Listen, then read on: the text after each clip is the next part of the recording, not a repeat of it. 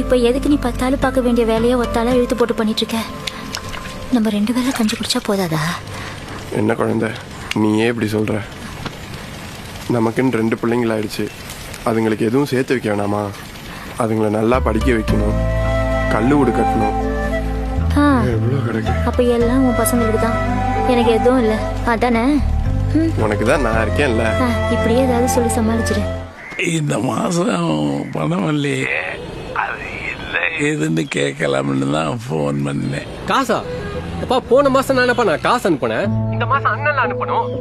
என்கிட்ட போன் பண்ணி காசு ஒண்ணு கேட்டுட்டு இருக்க? அது இல்லப்பா, அவனுக்கு போன் போட்டேன், அவன் எடுக்கல, அதான் உனக்கு போட்டேன். அதுக்கு நானப்பா பண்ண முடியும்? நானே இங்க பேங்க வச்சு நடத்திக்கிட்டு இருக்கேன். நீ கேக்குற பணம் காசு அனுப்புறதுக்கு ஏன் நான் உனக்கு தெரியாம தான் கேக்குறேன். நான் கொடுக்குற காசுலாம் நீ நம்ம திண்டே தீர்த்துருப்பீங்களா? எப்ப பாரு காசு காசு.